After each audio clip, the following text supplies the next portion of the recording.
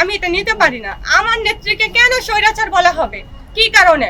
তো আমি চলে আসছি যখন, তখন আমি নিজের কানে শুনতে পাই বলছে এই কেকটা নিয়ে তোরা ওর মুখে মার, কেকটা নিয়ে তোরা ওর মুখে মার। 28 তারিখে আমার জননেত্রী শেখ হাসিনার জন্মদিন ছিল। তো সেদিন বিকেলে আমি দেখি আমার নেত্রীর নিজ হাতে গড়া তার মেট্রো রেলের পিলারে তার ছবিতে জুতা নিক্ষেপ করে অসম্মান করা হচ্ছে। তো আমার নেত্রীর নিজ হাতে তৈরি ওই মেট্রো রেলের পিলারে অসম্মান করবে, সেটা তো আমি মেনে নিতে পারি না। আমার কথা হলো আমার নেত্রীকে যেখানে অসম্মান করা হয়েছে সেই জায়গাতেই কেক কেটে আমি সম্মান জানাবো। সেই কারণে আমি 29 তারিখে গিয়েছিলাম। তো ওইখানে যাওয়ার পরে আমি এখানে 3টা বাজে পৌঁছেছি, 3:30টার মধ্যে আমার কেক কাটা, তারপরে অনেক সাংবাদিক ভাই ছিলেন, ওনাদের সাথে আমার কথা বলা শেষ। তো আমি এটা কথাটা প্রতিবাদ করিনি যে আমি এখান থেকে চলে আসবো। আমি যখন চলে আসছি সেই মুহূর্তে সে আমাকে যে বলছে যে আপনি কি এখান থেকে সুস্থভাবে যেতে পারবেন? আমি বলছি অবশ্যই যেতে পারবো, কেন পারবো না। তারপরে সে আমাকে বলে এত বছর চোখে দেখেননি। আমি বুঝতে পেরেছিলাম সে আমার সাথে ঝগড়া করার জন্য এখানে ইয়ে করছে। তো আমি চলে আসবো। এই মুহূর্তে আরো 2 জন গিয়ে আমাকে বললো যে আপু আপনার কথা শুনতে পাইনি, একটু যদি বলতেন। তো আমি কিন্তু তাদের প্ল্যানটা বুঝতে পারিনি যে তারা কিছুক্ষণ মধ্যে আমার সাথে এরকম বেয়াদবি করাবে কিছু টুকাই ছেলেদেরকে দিয়ে। তো আমি যখন চলে আসবো তখন বললাম আরেকবার যদি কেকটা কাটেন। এর মধ্যে কিন্তু কিছু ছোট ছোট 4-5 জন ছেলে চলে আসছে। তো আমি ভাবছি যে ছোট মানুষ, ওদেরকে নিয়ে আরেকবার কাটি, সমস্যা কি?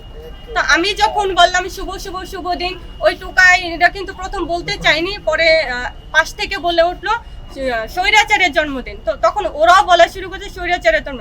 আমি কিন্তু রাগ করেছি, আপনারা হয়তো ভিডিওতে দেখেছেন, কারণ আমি এটা নিতে পারি না। আমার নেত্রীকে কেন স্বৈরাচার বলা হবে, কি কারণে?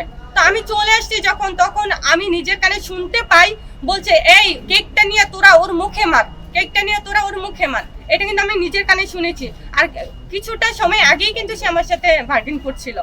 তো যে আমাকে এই ধরনের অসম্মান করেছে, আমার সাথে অসভ্যতা করাইছে, যে ছোট বাচ্চা ছেলেদেরকে টোকাইদেরকে দিয়ে, তো সে কি ভালো কিছু পাবে জীবনে?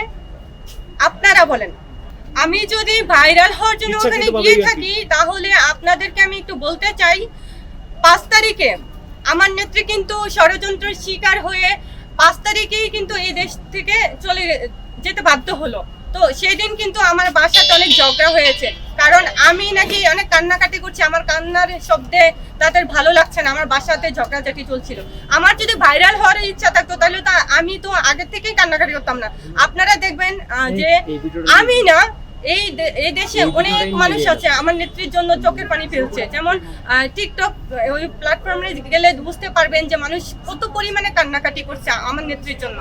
তো ওখানে আমি 5 তারিখেই আমি একটা আইডি খুলেছি, সেখানে আমার ভিডিওগুলো আছে যে আমি কি আসলে আমার নেত্রীকে মন থেকে ভালোবাসি, তাকে ভালোবেসেই তার জন্য এত কিছু করতে চাচ্ছেন, নাকি ভাইরাল হওয়ার জন্য। আমার ভিডিওগুলো দেখলে আপনারা বুঝতে পারবেন ভাইরাল হওয়ার কোনো দরকার নাই, কারণ আমিও মিডিয়াতে কাজ করি, আমি একজন মডেল। আমি অনেক কাজ না করলে টুকটাক কাজ করি। আমার এমন না যে জীবনে কোনোদিন ক্যামেরা দেখিনি, ক্যামেরা আমার সামনে আসবে আর আমি বলবো যে ভাই আমার একটু ভিডিও করেন বা আমি পরিচিতি পাবো, ওরকম না।